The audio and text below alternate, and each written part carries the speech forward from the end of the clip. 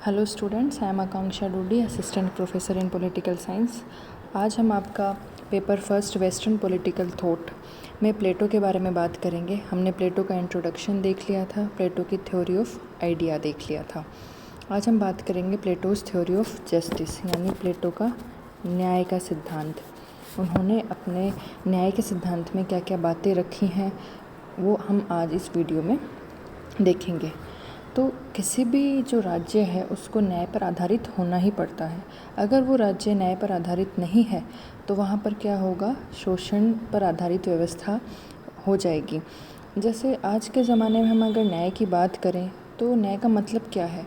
हम जैसे कोई भी दो पार्टीज़ हैं, उसमें एक कह रही है कि हमारे साथ नाइंसाफ़ी हुई है या फिर हमारी कोई हानि हुई है, तो हम कहाँ जाते हैं, कोर्ट में जाते हैं। फिर न्यायाधीश वहाँ पर अपना निर्णय सुनाते हैं। तो अब हम क्या बोलते हैं कि उस व्यक्ति को कोर्ट में जाने पर न्याय मिल गया। तो यही सीधा सा मतलब जो न्यायाधीश आजकल निर्णय सुनाते हैं उसको आज के जो देश हैं उनमें न्याय का मतलब वही है। न्याय का मतलब क्या है, जो न्यायाधीश अपना निर्णय सुनाते हैं। तो अब प्लेटो के टाइम में न्याय का मतलब क्या था, उन्होंने अपना जो आदर्श राज्य था वो अपने आदर्श राज्य की स्थापना करना चाहते थे, क्योंकि उन्होंने देखा था कि एथेंस का डाउनफॉल हो रहा था, उस स्पार्टा ने उस पर कब्ज़ा कर लिया था। उसका रीज़न था करप्शन, वो न्याय पर आधारित नहीं था। दो सिटी में डिवाइड हो गया था, city of poor and city of rich. Poor जो लोग थे उनका शोषण हो रहा था। तो वो ये चाहते थे कि मेरा आदर्श राज्य ऐसा हो जो न्याय पर आधारित हो। तो अब उनका न्याय का मतलब क्या था वो हम इस सिद्धांत में देखेंगे, ठीक है। अब प्लेटो ने अपने प्रसिद्ध ग्रंथ रिपब्लिक, मैंने बताया था उनका एक ग्रंथ था रिपब्लिक, इन्होंने इस ग्रंथ में अपना न्याय का सिद्धांत दिया है। न्याय है वो रिपब्लिक का केंद्रीय विषय है। इस कारण रिपब्लिक को न्याय से संबंधित यानी कंसर्निंग जस्टिस के नाम से भी अभिहित किया जाता है। मतलब कि उसका जो एक सब टाइटल है वो क्या है, कंसर्निंग जस्टिस। तो ये इसका सब टाइटल है। तो ये आपसे पूछा जा सकता है, आपको पता होना चाहिए। अब प्लेटो एक आदर्शवादी विचारक थे और उन्होंने अपने आदर्श राज्य की स्थापना में न्याय को सर्वाधिक महत्वपूर्ण तत्व माना है। उन्होंने कहा है कि जो मेरा आदर्श राज्य है वो न्याय पर आधारित होगा। बारकर ने उनके बारे में कहा है कि चाहे वह सोफिस्ट वर्ग की धारणाओं का विरोध कर रहा हो, चाहे वह समाज की विद्यमान व्यवस्था में सुधार के लिए प्रयत्नशील हो, न्याय प्लेटो के विचार का मूलाधार रहा है। अगर उन्होंने किसी भी चीज़ की बात की, मैंने बताया था सोफिस्ट वर्ग से वो घृणा करते थे, उसका विरोध करते थे, या फिर जो समाज की विद्यमान व्यवस्था थी, जो करंट ऑर्डर था एथेंस का, उसको वो चेंज करना चाहते थे, उसमें सुधार के लिए प्रयत्नशील थे। तो हर चीज़ में उनका जो न्याय था वो केंद्रीय विषय रहा था। उन्होंने कहा था कि ये न्याय पर आधारित होना चाहिए। तो ऐसा किसने कहा है, बारकर ने प्लेटो के लिए, ठीक है। अब उन्होंने क्या किया, प्लेटो ने अपने न्याय संबंधी विचारों का प्रतिपादन करने के पूर्व प्लेटो ने तत्कालीन समय में प्रचलित न्याय संबंधी धारणाओं का खंडन किया है। अब मैंने बताया था कि जो प्लेटो ने अपना ग्रंथ लिखे थे, रिपब्लिक है, लॉज वगैरह है, स्टेट्समैन है, तो इन्होंने अपना ग्रंथ डायलॉग की फॉर्म में लिखा था, जिसे डायलेक्टिक्स भी बोलते हैं। इसका मतलब क्या है, दो आदमी आपस में बात कर रहे हैं, कन्वर्सेशन कर रहे हैं, इस फॉर्म में इन्होंने अपने ग्रंथ लिखे थे। तो अब इन्होंने क्या किया, जो अपने ग्रंथ में इन्होंने जो उस टाइम में न्याय की धारणाएं चल रही थी उनका खंडन किया है। तो उस टाइम न्याय की कौन कौन से सिद्धांत थे। पहला था परंपरागत सिद्धांत। परंपरागत सिद्धांत, इसमें जो दो लोग इस परंपरागत सिद्धांत के बारे में बातें कर रहे हैं उनकी बुक में, वो थे सिफालस और पॉलीमार्कस। ये दो व्यक्तियों के नाम हैं, अब उस टाइम ऐसे ही नाम हुआ करते होंगे। तो सिफालस और पॉलीमार्कस दो व्यक्ति आपस में परंपरागत सिद्धांत के बारे में बात कर रहे हैं उनकी बुक में। मतलब उन्होंने बुक इस टाइप में लिखी है कि लोग आपस में बात कर रहे हैं।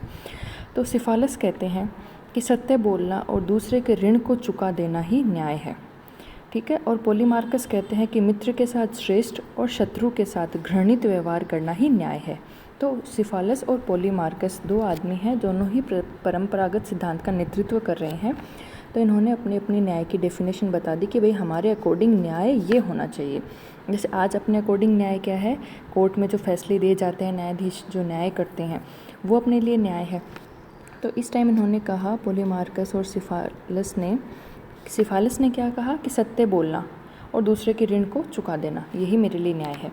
और पॉलीमार्कस ने कहा मित्र के साथ अच्छा व्यवहार करना और जो आपका एनिमी है उसके साथ गलत व्यवहार करना, बुरा व्यवहार करना ही न्याय है। अब प्लेटो आते हैं फिर। अब प्लेटो ने खुद नहीं आए, वो सोक्रेट्स थे, सुकरात, उनके माध्यम से उन्होंने इनकी धारणाओं का खंडन किया है। तो प्लेटो ने क्या किया है कि हर सिद्धांत को लिया, जैसे फ़िलहाल परंपरागत सिद्धांत की हम बातें कर रहे हैं तो उसमें दो लोग आपस में बात करेंगे, तो बीच में फिर एक करेक्टर लिया उन्होंने, सुकरात। तो वो क्या करते हैं कि उनकी जो इन्होंने डेफिनेशंस दी हैं न्याय की, उनका खंडन करते हैं, उनमें कमियां बताते हैं। अब जैसे सबसे पहले इन्होंने कहा कि सत्य बोलना ही न्याय, सिफालस ने। तो प्लेटो ने कहा कि सत्य बोलकर अपने देश की गुप्त जानकारी देना न्याय नहीं हो सकता।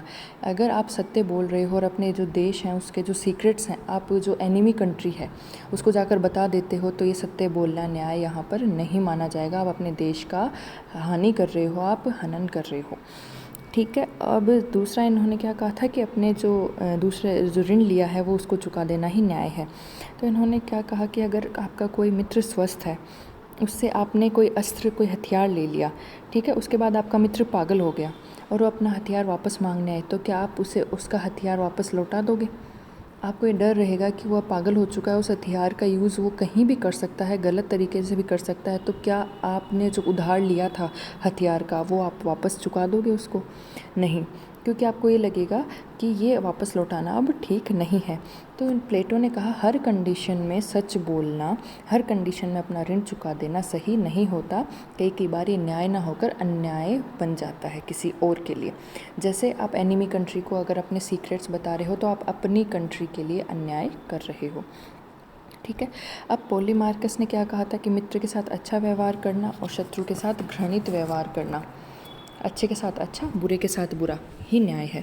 तब प्लेटो ने क्या खंडन किया कि हम कैसे कह सकते हैं कि मित्र वास्तव में हमारा मित्र है। क्या पता मित्र नाम का मित्र हो और वास्तव में शत्रु हो, क्योंकि व्यवहार में काफ़ी बार ऐसा देखा जा सकता है। जैसे लोग बोलते हैं ना, मुंह में राम बगल में छुरी, तो हमें लगता है ये हमारा मित्र है लेकिन वास्तव में हमारा शत्रु होता है, हमारा बुरा चाहता है। ठीक है। तो उन्होंने कहा कि क्या पता चलेगा कि हमारा जो मित्र है वो वास्तव में मित्र है और शत्रु है जो वास्तव में शत्रु है। और सेकेंड थिंग कि न्याय का मतलब ये नहीं होता कि आप किसी भी रूप में दूसरे का बुरा करो। अगर आप न्याय में बुरे इंसान के साथ बुरा करते हो तो उसका और ज़्यादा पतन हो जाता है। तो ये नैतिक कार्य में नहीं आता, ये अच्छे कार्य में नहीं आता। इसमें नैतिकता कहाँ है? अगर आप किसी के साथ बुरा कर रहे हो तो आप उसका और पतन कर रहे हो, आप उसको और गिरा रहे हो। तो ये न्याय नैतिकता से संबंधित ही होता है, नैतिकता से परे न्याय नहीं होता। मतलब आप वैल्यूज़ कहाँ हैं आपकी, अगर आप ऐसी हरकत कर रहे हो तो इसलिए प्लेटो ने कहा कि ये दोनों ही सिद्धांत हैं, ये गलत है न्याय के, ये न्याय की श्रेणी में नहीं आ सकते। तो अभी तक हम किसकी बात कर रहे थे? परंपरागत सिद्धांत की। अगला सिद्धांत देख लेते हैं, क्रांतिकारी सिद्धांत। ये उस टाइम जो न्याय की धारणाएं थी वो प्रचलित थी। क्रांतिकारी सिद्धांत का प्रतिपादन किसने किया है? थ्रेसीमेकस ने। थ्रेसीमेकस अब आगे आते हैं, वो बोलते हैं कि भाई मेरे अकॉर्डिंग न्याय क्या है। उन्होंने कहा शक्ति ही सत्य है और शक्तिशाली का हित साधन ही न्याय है। शक्तिशाली व्यक्ति या शासक वर्ग अपने हितों के लिए काम करता है और अन्याय न्याय से अच्छा है। इन्होंने कहा कि न्याय है वो सिर्फ शक्तिशाली वर्ग के लिए है। अगर आपके पास शक्ति है तो ही आप न्याय को प्राप्त कर सकते हो। ठीक है। अब प्लेटो ने इसका खंडन कैसे किया? प्लेटो ने कहा कि भाई शासन करना एक कला होती है और शासक का कर्तव्य है जनता के कष्टों को दूर करके उनके हित में कार्य करना। क्योंकि अगर आप जनता के हित में कार्य नहीं कर रहे हो, अपना ही हित साधन कर रहे हो। उन्होंने क्या कहा कि शक्तिशाली का हित साधन न्याय है, थ्रेसीमेकस ने ऐसा कहा था। तो अगर आप मैंने बताया था प्लेटो तो इसके बिल्कुल अगेंस्ट थे। करप्शन वो इसी को मानते थे कि अगर आप पब्लिक ऑफिस को अगर अपने स्वार्थ के लिए यूज़ कर रहे हो, रिश्वत ले रहे हो, जैसे आपको सरकार ने कोई ऑफिस दिया, आप उसका यूज़ अपना घर भरने के लिए कर रहे हो, आप रिश्वत ले रहे हो, तो क्या वो न्याय है? नहीं, वो न्याय की श्रेणी में नहीं आ सकता। तो थ्रेसीमेकस के अकॉर्डिंग शक्तिशाली है वो ही न्याय का अधिकारी है, वो उसका हित साधना ही न्याय है, वो अपना हित साध ले यही उसके लिए न्याय है। जबकि प्लेटो ने कहा अगर शक्तिशाली व्यक्ति है वो शासन कर रहा है तो शासन एक कला है और उसका जो काम है वो दूसरों का हित करना है, जनता के कष्ट दूर करना है। खुद का हित साधना न्याय में नहीं आता और अन्याय किसी भी दृष्टि से न्याय से श्रेष्ठ नहीं हो सकता, क्योंकि सुख दुख से हमेशा श्रेष्ठ होता है। तो ये दूसरा था क्रांतिकारी सिद्धांत। अब तीसरा देख लेते हैं, कार्य कारण सिद्धांत। कार्य कारण सिद्धांत। कार्य कारण सिद्धांत का बात कौन करता है? ग्लाउकन। ये क्या है? व्यक्तियों के नाम हैं जो विभिन्न सिद्धांतों की बात कर रहे हैं।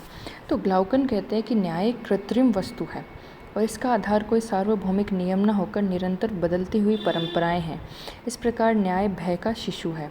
मतलब इन्होंने कहा कि जो न्याय है उसकी ज़रूरत जो डरपोक लोग हैं, भय के कारण लोग न्याय का पालन करते हैं, बिना भय के लोग न्याय का पालन नहीं करेंगे। यानी राज्य जो है खुद भी एक कृत्रिम वस्तु है। भय के कारण लोग आपस में समझौता किया लोगों ने और राज्य का निर्माण कर दिया। तो अब समझौते पर आधारित राज्य की स्थापना हुई।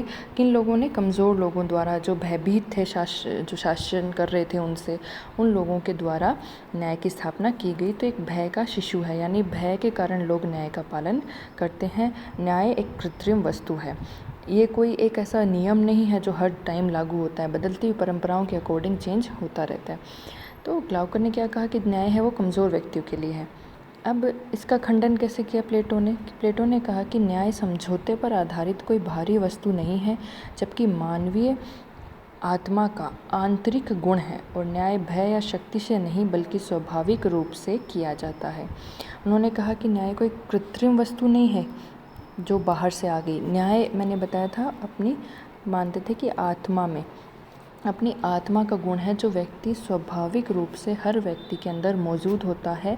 ये कहीं बाहर से नहीं आता। लोग भय के कारण न्याय का पालन नहीं करते, नैतिकता के कारण न्याय का पालन करते हैं, स्वाभाविक रूप से न्याय का पालन करते हैं। हर आदमी की आत्मा में न्याय छुपा होता है।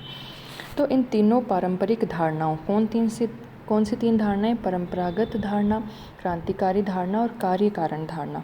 इन तीनों धारणाओं के उचित तर्कों के खंडन के उपरांत प्लेटो ने अपनी न्याय संबंधी धारणा का प्रतिपादन किया। इन्होंने कहा कि जो तीनों धारणाएं हैं गलत हैं। इनमें न्याय जो डेफिनेशंस हैं उसमें कुछ ना कुछ कमियां हैं। उनको सार्वभौमिक मतलब ऐसी चीज़ जो सारे जगत पे एक समान से लागू हो। तो ऐसी न्याय की अवधारणा इनसे निकल कर नहीं आ सकती।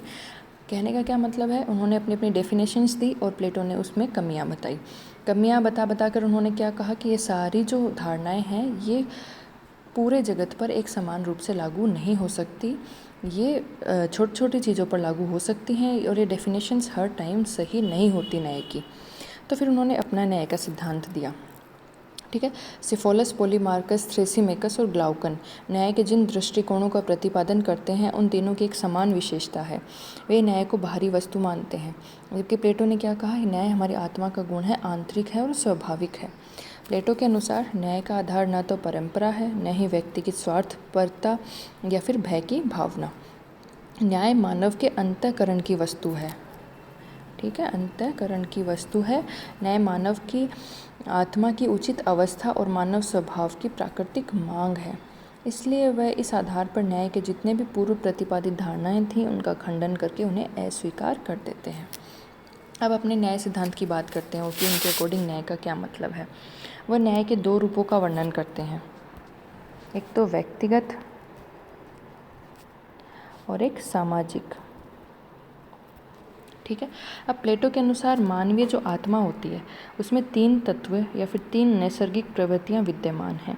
यानी जो व्यक्ति की आत्मा है उसमें तीन प्रवृत्तियां हैं। कौन कौन सी? विवेक, साहस और तृष्णा। विवेक मतलब विजडम, साहस मतलब स्पिरिट, तृष्णा मतलब एपेटाइट। ठीक है। अब ये तीनों गुण हैं, ये मानव की आत्मा में मौजूद रहते हैं और ये तीनों गुण जब मानव मस्तिष्क में उचित अनुपात में विद्यमान रहते हैं तभी व्यक्ति न्याय का पालन कर सकता है। यानी तृष्णा, शौर्य और बुद्धि के उचित समन्वय से ही व्यक्ति के जीवन में न्याय की सृष्टि होती है। यानी ये तीनों उचित अनुपात में व्यक्ति में मौजूद होने चाहिए और ये हर मानव की आत्मा में ये तीनों गुण प्रेजेंट रहते हैं। ठीक है। ये तो इन्होंने व्यक्ति के स्तर पर न्याय की बात की। अब सामाजिक या फिर राज्य के स्तर पर प्लेटो के अनुसार न्याय क्या है?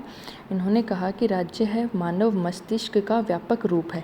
यानी जो मानव की आत्मा में तीन गुण है ना, इसका बड़ा ही रूप क्या है? राज्य है। क्योंकि राज्य कोई वृक्ष या फिर चट्टानों से नहीं निकलता, बल्कि उन लोगों के मस्तिष्क और चरित्र का परिणाम है जो इसमें निवास करते हैं। जिस प्रकार व्यक्ति के अंदर तीन तत्व या गुण विद्यमान है, उसी प्रकार इन तीन गुणों के प्रतिनिधि के आधार पर राज्य के तीन वर्ग होते हैं। समझ में आ गया? कि ये 3 गुण हैं वे व्यक्ति की आत्मा में मौजूद रहते हैं। ठीक है। अब किसी व्यक्ति में क्या होता है कि ये तीनों सेम अनुपात में रहें तब तक न्याय है, लेकिन क्या होता है कि एग्जैक्ट तीनों सेम अनुपात में नहीं रह सकते। किसी व्यक्ति में विवेक ज़्यादा है, किसी में साहस की प्रधानता है, किसी में तृष्णा की प्रधानता है। ठीक है, आ रही है बात समझ में कि हर व्यक्ति में 3 गुण तो मौजूद रहेंगे, लेकिन किसी में कोई सा गुण ज़्यादा होगा, किसी में कोई गुण कम होगा। तो इन्होंने कहा कि इस गुणों के प्रतिनिधि के आधार पर राज्य के 3 वर्ग होते हैं। जैसे जिस व्यक्ति में विवेक ज़्यादा होता है, यानी वो अब हर काम करने से पहले अपनी विवेक का यूज़ ज़्यादा कर रहा है बजाय साहस और तृष्णा के, तो वो व्यक्ति क्या करेगा, शासक वर्ग का काम करेगा। जिस व्यक्ति में साहस ज़्यादा है वो सैनिक वर्ग का काम करेगा, और जिस व्यक्ति में तृष्णा ज़्यादा है वो उत्पादक वर्ग का काम करेगा।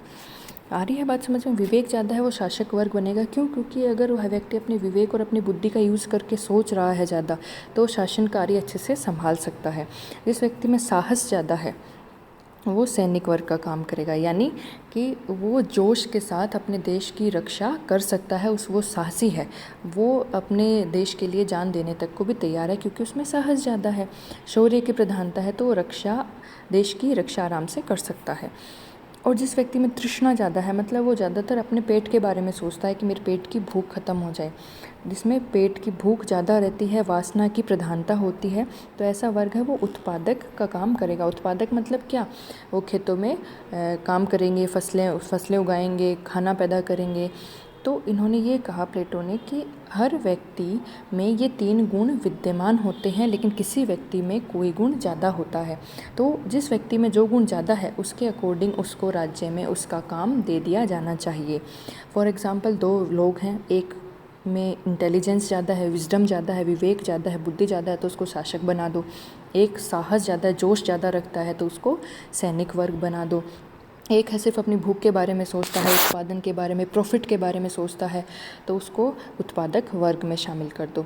तो इन्होंने क्या कहा कि व्यक्ति के वर्ग का निर्धारण होगा, वो कैसे होगा, उसमें उस तत्व की प्रधानता के आधार पर होगा। तो प्लेटो के अनुसार राज्य में न्याय की उपलब्धि तभी हो सकती है जबकि उसका प्रत्येक तत्व अपने स्वाभाविक गुणों के अनुसार आचरण करे और अपने अपने धर्म का पालन करे।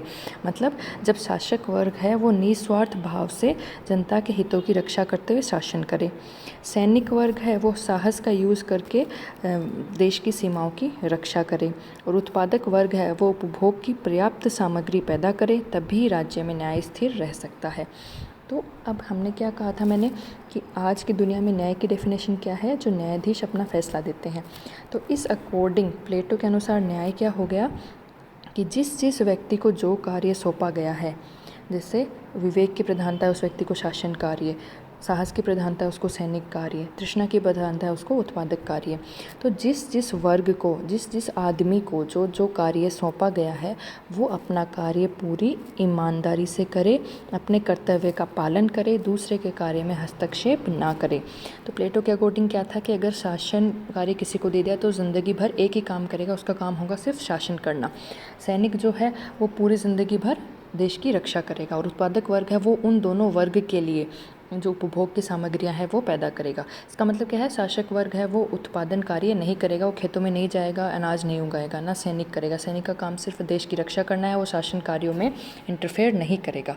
तो प्लेटो ने क्या कहा कि मेरे राज्य में न्याय का मतलब क्या होगा कि जो जो काम जिस वर्ग को दे दिए हैं वो अपना काम ईमानदारी से कर रहे हैं, दूसरे के कार्यों में इंटरफेयर नहीं करते, और पूरी लाइफ वो अपना काम करेंगे, क्योंकि उनके लिए उन्होंने क्या कहा, ये बिल्कुल जस्टिसिएबल है, बिल्कुल सही है। क्यों? क्योंकि जिस गुण की प्रधानता है हमने उसके अकॉर्डिंग उस व्यक्ति को कार्य दिया है। आ रही है बात समझ में। तो अब न्याय क्या है और उसका निवास कहाँ है। अब इसका क्या उत्तर दिया प्लेटो ने कि न्याय क्या है और उसका निवास कहाँ है। तो न्याय क्या है, इसका उत्तर देते हुए प्लेटो कहते हैं कि अपने निश्चित स्थान में, निश्चित स्थान का मतलब शासक का वर्ग है, कार्य है शासन करना, सैनिकों का कार्य रक्षा करना, उत्पादक वर्ग का कार्य उपभोग की सामग्रियां पैदा करना। तो अपने निश्चित स्थान में अपने कर्तव्यों का पालन करना और दूसरे के कर्तव्यों में हस्तक्षेप ना करना ही न्याय है। तो न्याय क्या है? अगर आपसे पूछा जाए प्लेटो के अनुसार न्याय का मतलब क्या है, तो आपको ये डेफिनेशन लिखनी है कि अपने निश्चित स्थान में अपने कर्तव्यों का पालन करना और दूसरे के कर्तव्यों में हस्तक्षेप ना करना ही न्याय है। अगर आप ऐसा करोगे तो राज्य न्याय पर आधारित रहेगा, राज्य में शांति रहेगी, हेजीमनी रहेगी, लोग मिलजुल कर रहेंगे, किसी का किसी से कोई कलेश नहीं होगा। और न्याय का निवास कहाँ बताया है प्लेटो ने? निवास बताया है अपना निश्चित कर्तव्य पूरा करने वाले अपने नागरिक के मन में, यानी हर नागरिक के मन में न्याय बसता है। जो भी अपना कर्तव्य पूरा करेगा उसके मन में न्याय होगा। प्लेटो के न्याय की धारणा कार्य विशेषीकरण के सिद्धांत पर आधारित है कि व्यक्ति को ऐसा कार्य कुशलतापूर्वक करना चाहिए जो उसके स्वभाव के पूर्णतः अनुकूल हो। इससे एक व्यक्ति एक ही कार्य अच्छाई से करेगा, अधिक मात्रा में कर सकेगा और ऐसा करने से सभी व्यक्तियों की आवश्यकताएं पूरी भी होंगी और राज्य आत्मनिर्भर भी बनेगा, क्योंकि उत्पादक वर्ग है वो उत्पादन की वस्तुएं पैदा कर ही रहा है, देश की रक्षा हो ही रही है, शासन कार्य भी हो रहा है। और एक व्यक्ति को अगर ज़िंदगी भर एक ही कार्य करने को कहा जाए तो वो उस कार्य को अच्छे से कर पाएगा, अधिक मात्रा में कर पाएगा, पूरा मन लगा के कर पाएगा, क्योंकि जिस व्यक्ति को जो कार्य सौंपा गया है वो उसके गुण की प्रधानता के अकॉर्डिंग ही दिया गया है। जो व्यक्ति अपनी बुद्धि का ज़्यादा यूज़ करता है, साहसी कम है, बुद्धि का ज़्यादा यूज़ कर रहा है, उसमें तृष्णा भी नहीं है, तो वो क्या कर सकता है, शासन कार्य अच्छे से कर सकता है, तो पूरा मन लगाकर वो कार्य करेगा। तो स्वभाव के अनुकूल हमने कार्य दिया है, तो ऐसा कार्य उसको कुशलतापूर्वक करना चाहिए, बिल्कुल ईमानदारी से करना चाहिए। तो इसलिए कार्य विशेषीकरण के सिद्धांत पर आधारित है। मैंने एक टर्म यूज़ की है, कार्य विशेषीकरण, वर्क स्पेशलाइजेशन।